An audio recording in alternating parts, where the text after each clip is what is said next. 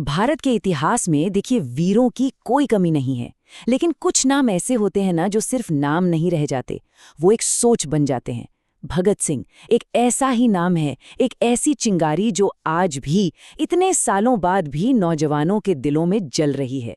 तो आज हम सिर्फ उनकी कहानी नहीं सुनेंगे, नहीं, हम उस सोच को समझने की कोशिश करेंगे जिसने उस वक्त के सबसे बड़े साम्राज्य को सीधी चुनौती दे डाली थी।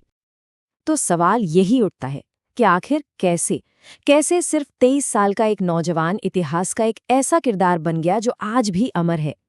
इस सवाल का जवाब ही असल में भगत सिंह की पूरी कहानी है।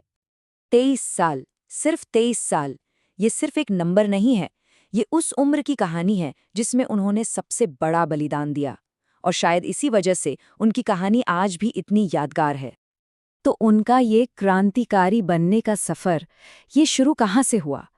चलिए उनके जीवन के उस पहले अध्याय पर चलते हैं जहाँ ये सब शुरू हुआ। भगत सिंह का जन्म हुआ था एक ऐसे परिवार में जहाँ देशभक्ति मानो खून में ही थी। लेकिन फिर साल आया 1919। जलियांवाला बाग, उस नरसंहार ने सब कुछ बदल के रख दिया। सोचिए, सिर्फ 12 साल की उम्र थी उनकी जब उन्होंने अंग्रेजी हुकूमत का वो क्रूर, वो भयानक चेहरा देखा। और बस उसी दिन उनके अंदर क्रांति की वो आग जल उठी जो फिर कभी नहीं बुझी। भगत सिंह के हर काम के पीछे, हर एक्शन के पीछे एक बहुत मजबूत विचारधारा थी। उनके लिए इंकलाब सिर्फ एक नारा नहीं था, ये एक पूरी की पूरी फिलॉसफी थी।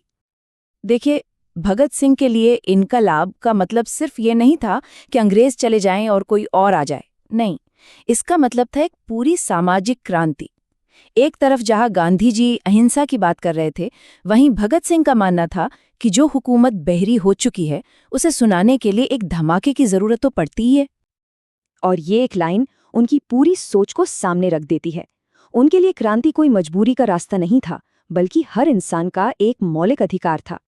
चलिए अब बात करते हैं उनके जीवन की उस घटना की जिसने पूरे देश को, बल्कि पूरे साम्राज्य को हिलाकर रख दिया था। लेकिन ये सिर्फ एक बम धमाका नहीं था, इसके पीछे एक बहुत गहरा राजनीतिक संदेश छिपा था। तारीख थी 8 अप्रैल 1929 और जगह दिल्ली की सेंट्रल असेंबली। ये वो दिन था जिसने भारत के स्वतंत्रता संग्राम का रुख ही मोड़ दिया। अब देखिए, ये कोई आम हमला नहीं था, इसके पीछे एक बहुत सोची समझी एक गहरी रणनीति थी। लक्ष्य किसी को मारना था ही नहीं, बिल्कुल नहीं। लक्ष्य था उस बहरी सरकार तक अपनी आवाज पहुंचाना। इसीलिए तो उन्होंने ऐसा बम चुना जिससे किसी को चोट ना पहुंचे।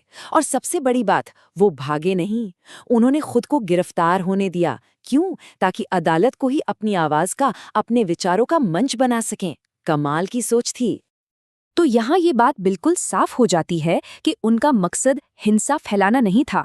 असली लक्ष्य तो उस बहरी हुकूमत को जगाना था जो करोड़ों भारतीयों की आवाज को लगातार अनसुना कर रही थी। तो गिरफ्तारी के साथ उनकी लड़ाई खत्म नहीं हुई, नहीं, बल्कि अब लड़ाई का मैदान ही बदल गया था और उन्होंने अदालत को ही अपना नया मंच बना लिया। जेल की वो सलाखें भी उनके हौसले को कैद नहीं कर सकीं। उन्होंने अदालत को एक वैचारिक अखाड़ा बना दिया, अपने लेखों से क्रांति की आग को जलाए रखा और भूख हड़तालों से अपने अधिकारों के लिए लड़ते रहे। मकसद सिर्फ एक था, पूरे भारत को जगाना।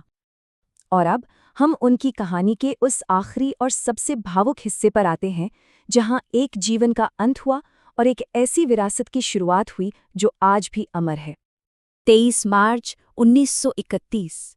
ये सिर्फ एक तारीख नहीं है, ये भारतीय इतिहास में बलिदान का सबसे बड़ा प्रतीक है। इसी दिन भगत सिंह, राजगुरु और सुखदेव को फांसी दे दी गई। और उनकी ये शब्द आज भी हमारे कानों में गूंजते हैं। वो जानते थे कि शरीर को तो खत्म किया जा सकता है, लेकिन विचारों को नहीं। और उनकी ये बात आज भी उतनी ही सच है। तो भगत सिंह की कुर्बानी सिर्फ एक कहानी नहीं है, ये एक सोच है, एक विचारधारा। ये हमें हमेशा याद दिलाती है कि आज़ादी जैसी बड़ी चीज़ की कीमत संघर्ष से ही चुकाई जाती है। भगत सिंह ने अपने विचारों के लिए अपनी जान दे दी, लेकिन आज असली सवाल ये है कि क्या हम सब उनके विचारों को जिंदा रख पाए हैं? ये एक ऐसा सवाल है जो हम सबको खुद से पूछना चाहिए।